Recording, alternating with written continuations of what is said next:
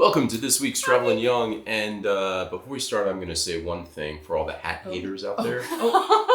I'm wearing a hat today, and it's fabulous. I'm not going to reveal the story, but there's a very interesting story behind this hat, and I want people in the comments to tell me if they know what this hat is from. I had a special trip to the U.S. recently, and I made sure to get one of these special hats while I was there. And we love you for it. Yeah. I love that you got that hat. So if you know what this hat is, If you know, hey, you know. If you know, you know. Tell us in the comments if you know. But that's not what the video is about. I just had to mention my hat. The video is going to be about social norms that are kind of unspoken in Denmark that you may unspoken rules you of may Danish society. you may need to know when you come here, and if you live here like we do. Yes, you already know. But definitely if you live here. Yeah. And also if you're Danish, probably things that you experience in every day and probably just don't even think about. Yeah, that's different. Yeah, exactly. Things that we've adjusted to, though. Yes. Since we've lived here. Social norms, unspoken in Danish society, on this week's Travelin Young.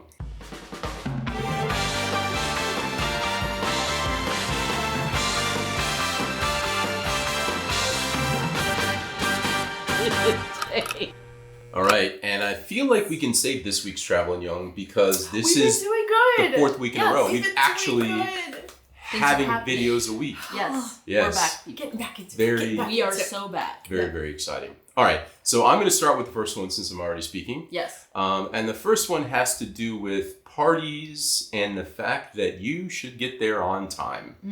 So that's important to know for two reasons. One, if you were attending a party, you should make sure you get there on time. Yes. And two, if you're hosting a party, you should expect the guests to arrive on time. So you need to be ready for the people to arrive at the time that you told them that they would arrive. But never earlier. Never, no. They won't come early. Don't do that. That's almost worse. I actually know people that will sit in a car for 10 minutes if they get there 10 minutes early to make sure they don't actually come into the house until the moment that the party is meant to start. Very respectful of the time. And then another little honorable mention with the party thing is plan very far ahead when you have somebody over. Yeah. If you have a party or want somebody to come for dinner, you need to plan very far ahead. People's schedules get filled up. I would say months. 4 weeks is pushing it. And I just planned something recently and it was only 2.5 weeks in advance, and I literally was talking to everyone. I was like, I'm so sorry, I know it's so last minute. I mean, I'm falling into this trap. Somebody asked to have us come over for dinner, and it's like, I think October. Literally. That's literally so difficult. People were like, can I hang out? I'm like, I'm free 2027. It's also difficult to get all three of us in the same place. Also, at the that same is time, also very which is probably the problem that most people have when they have expanding families as they get older. So anyway, that's my first one. Yes, and I just want to say as an add-on to that, because I feel like the arriving on time to parties is more relevant for the older generation. As she said earlier, she's like, I feel like that's an old person thing. That's not what I said. But I feel like for my generation, in terms of parties and arriving on time and stuff, if you get invited to a birthday party or the graduation parties and stuff, you're supposed to arrive 30 minutes to an hour later. It's almost kind of weird if you show up right on time. Obviously don't show up earlier because that's what are you doing? But at least 30 minutes later. Okay. Whenever I plan stuff, I'm like, yeah, sure, it's this time, but it actually will start 2 hours later. Oh no. Yeah. That's just how I it could is. deal with that. No. All right. My social norm secret rule is about sitting next to people on the train and the bus. Yeah. I feel like it's something that us Americans, we don't really think about because we're just very, I don't know, we just like strangers. And it's not that Danish people don't like strangers. I think Danish people actually secretly like strangers, but they also like their personal space. Yeah. And so the social rule is, if you're on a bus and there's, an open row, you don't, and there's someone in front of that row, for example, that there's one person sitting in an open seat. You don't sit next to that person. Yeah. That's very weird. You have to go sit in the next row. Yeah, go sit in the next row. Go somewhere far, far, far away. And that's the same with the train, too. I would also say that also is true for bathrooms. Yeah. I was literally gonna say it's kind of the one right next to them. I was literally gonna say it's like the urinal theory. Yeah, where it's okay, if you have two people here, where do you go?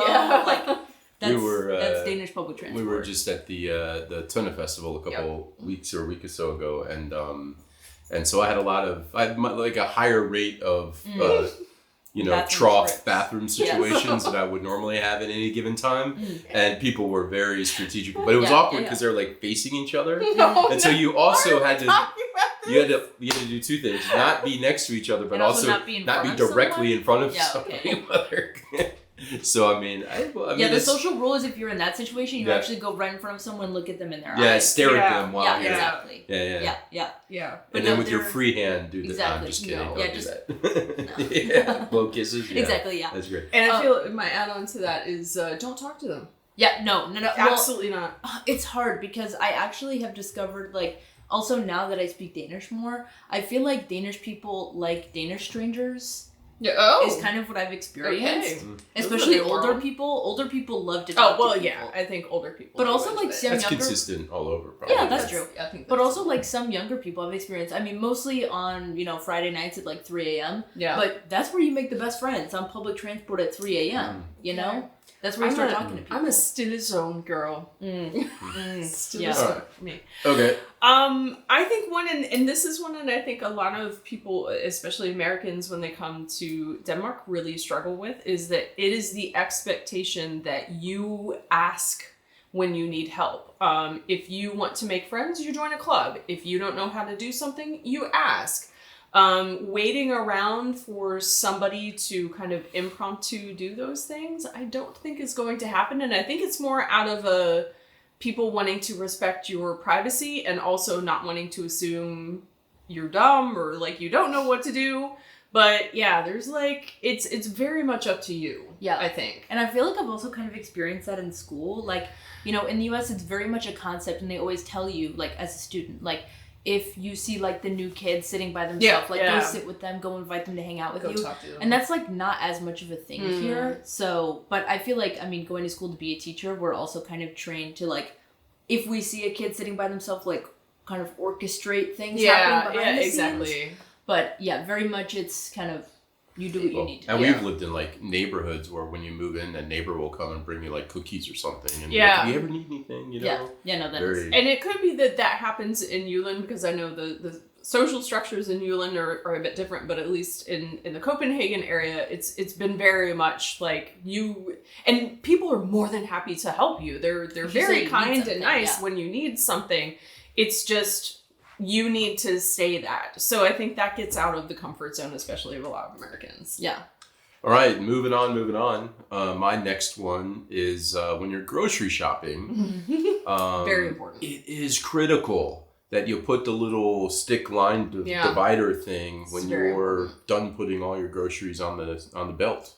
Now, maybe this will eventually go away because there's just way too many self-service things at grocery stores, and there's fewer little conveyor belt people helping you out. But if you're in that situation and you don't put the thing there, somebody behind you might huff and puff a little bit. Yeah, I've had somebody pick up the stick and very angrily put it on. I feel I honestly put it down. I feel it's almost as important here as British people with lines. Oh yes, getting in line. It's very much if you don't do it correctly with the little plastic thing, Danish people are what are you doing? I've been tempted, by the way, to just lay my arm on it and then just be scooting along. Use your arm as the stick. Just bent over slightly and be I didn't see one.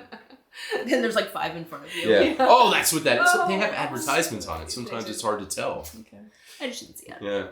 All right. I think another thing, also this is very different from the US. Very different. Yes. And Maya and I have these discussions all the time. And I feel we've maybe mentioned it a little bit in the video I think before, we have. But just fashion and dressing up, I feel athleisure and also comfort wear is a much bigger thing in the US. Yeah. It's much more socially acceptable in the US to go grocery shopping in your pajamas. And I think if I did that here, people would they probably ask if you're having a mental break. Yeah, or are you okay? In fact, can I just say, I'll just promote the People of Walmart website if you've never seen this. What is this? Oh, you don't know this? I figured you would have known. Oh, so to those watching, if this is the lowest common denominator part of society in America. But it's a website where people like take pictures. They're not at their best moment. Of people in Walmart. Yeah. And it's typically revolves around their choice of clothing while they're in a Walmart. Yeah. And this is like the extreme example of extreme, very leisurely. Yeah. Like maybe not even being caught in their own house alone dressed like this. Yeah. Anyway, sorry to interrupt. I thought you knew the. But no, I heard that. But like, I feel like I've explained to my friends in the US because they're like, you can't even wear like sweats outside, and like you can't. No, you can. You can. Okay, let me explain. Okay. You can wear like sweatshirt, sweatpants outside, but here's the but. If you're gonna do that, I feel like you, at least from what I've experienced, you have to like, your hair has to look nice, your makeup has to look done, you have to have jewelry, you have to like dress it up somehow. So it's almost like you're wearing it like ironically, like. Or like you're like a rap artist or something, you know, like going out in public. No, I don't know about that, but it has to be ironic. Okay. So real fast, I'm gonna take a picture because let's take your feet out, because we don't want like. This cat is just like on the floor directly in front of. I'm going to show it. Yeah. It's funny because Brisket usually wants to be in videos, but apparently she kind of wants lately to. she's been wanting to be just there. a moment ago came in. I'm sorry to interrupt. No. It's your cat, so I thought you'd appreciate that. I'm petting her with my foot right now. Should she be in the video? I don't know. Well, I mean, I got a picture. I'm going to put the picture up, and you'll see. That's true. She'll be there. But I also had an experience this summer in the US where like I bought these like really cute like almost like boxer brief short pajama things. Yeah. And I was like, oh, this is really cute. And I was wearing them when we were going to the grocery store with my friends. And I was like, oh, like, let me change. They were like, what do you mean? That's fine. I was like, are you sure? Like, these are like basically boxer brief shorts. Yeah. And they're like, yeah, it's fine. Like, no one cares. I was like, okay. I feel like Sure. I really noticed this, and I think we talked about it the last time we were in the U.S., especially in, you know, like Nashville and stuff. Not to call Nashville out, but I feel like we did a lot of shopping in Nashville, and I just felt overdressed because we dressed like we do normally, but then I just felt super overdressed. Yeah. Yeah. What is your last your one? last? My last one is my last one. I feel like I've run into this a lot. It's your job to know what the rules are. I feel like this is especially true with things like speed limits. Not only are you supposed to know what the speed limit is based on the sign, you're also supposed to know what it isn't. And then also, if you get fined for something, you say, oh, I didn't know. Typically they're like, that's not my problem. Even like work though, like work stuff. There's like, oh, you didn't read like page 29, paragraph 4 on the welcome manual and realize that you were supposed to have done this one thing that nobody explained to you. Yeah. It's like there's all these like rules. And this is especially when we get to things like immigration and stuff, that's where I'm constantly having anxiety because I'm afraid I'll miss something, and then they're like, well, you should have known the rule. And I'm I don't know. I feel like there's so much like basic stuff that like I'm like, wait, I don't know if this is gonna be like, I'm gonna get in trouble with immigration. They're like, my friends are like, yeah, obviously not. I'm like, well, I don't know. Oh my gosh, that makes me think of the time. So it was early on, and I needed to go to the hospital, and I'd never been to that. I'd never been to the emergency room. And in the U.S., you can just show up. And then when I got there, they looked at me like I had 3 heads because I did not know that you are supposed to call 1-813 and talk to the medical triage before you go to the hospital. And they treated me anyway, but it was just like, lesson learned, you're supposed to call 1-813. On top of that, like one time I was feeling pretty sick and I'm like, let's just go and we'll call on the way there. They also don't want you to do that. Yeah, no. Because they're like, oh, well, we need you to stay just in case something happens. And we need to go to you. Which that if you're makes on sense. the move, we don't know where you are. That makes sense. That does make but sense. I mean, how would you know that? Like, yeah. That's like the expectation. And there you go. That's, I think we've covered the main things. There's so many others. I know, but if there's some that you can think of, yeah, that you think Americans or just any people coming from another country should know, please tell us in the comments. Yeah, because then we'll know. Because we probably don't know. Yeah. Maybe, yeah. Exactly. And there you go. I think that's what we got. That's good. Yeah. And hey, 4 weeks in a row, traveling young. Let's see if we can keep this alive. We'll see you later. Bye.